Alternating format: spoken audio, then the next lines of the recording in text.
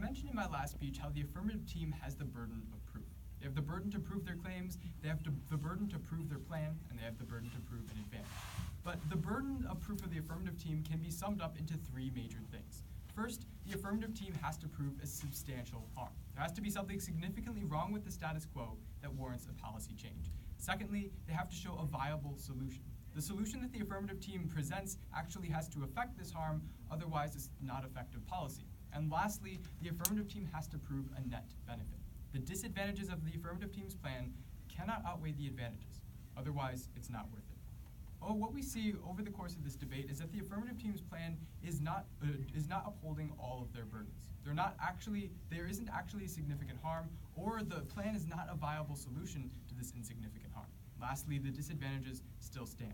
So in this speech, I'm going to address these three issues. I'm going to look at the significance of the problem, the viability of the solution, and lastly, the net benefit. So first, let's start at the problem. The problem that the affirmative team mentioned in their 1AC is that there's harmed coordination. The first point under this was talking about how training is very important for coordination. My response to this is that training may be important, but the affirmative team's plan is not necessarily improving training. What we see from the affirmative team's plan is that they're not actually mandating that our military aid is going to be given for the purpose of training. They just say that training is one of the purposes which military aid can be given towards. So from this point is actually not relevant because it's not actually the plan of the affirmative team. Secondly, we see that when I asked the affirmative speaker in cross-examination whether the Palestine Authority can still coordinate with Israel, they said yes. Palestine and Israel can still coordinate. The ATCA is not stopping that, and because of this, there is not an insignificant harm. Lastly, just because Hamas is strong doesn't mean it's strong because of the ATCA.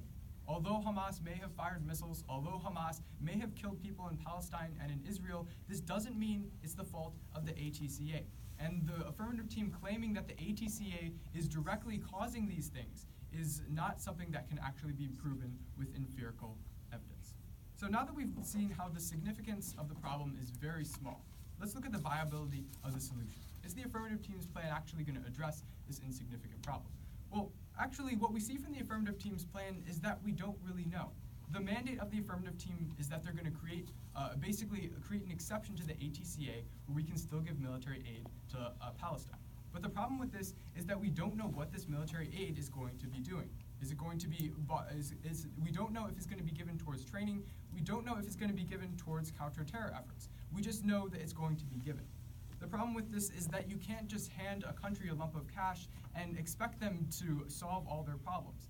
The affirmative team actually has to specify the specific things that this military aid is going to be doing, or else we don't really know if it's going to address the problem. The affirmative speaker may come up in his next speech and tell you that we conduct end-use monitoring on our aid, saying that we know it's going to be effective because this end-use monitoring supposedly shows it to be effective. But I'm going to preempt that response by essentially saying that end-use monitoring is not always the best solution. What we've seen is that when end-use monitoring has been used in Lebanon, when it's been used in Egypt, when it has been used in all these other countries where we give military aid to, it's not always been effective in showing that the government is using it for the specific purpose it's supposed to be doing.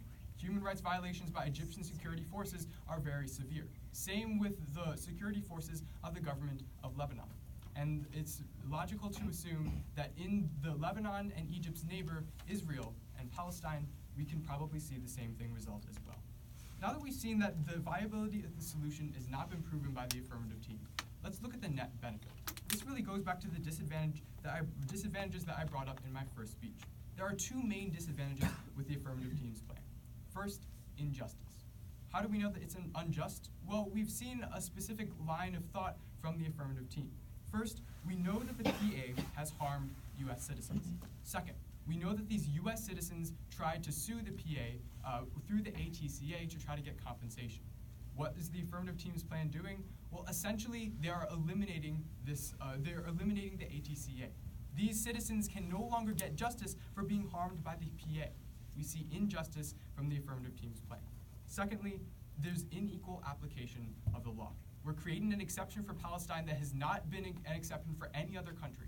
And this is not something that we should do because it's unequal application of the law. The affirmative team's plan is not a viable solution to this insignificant problem. And the disadvantage advantages of their plan outweigh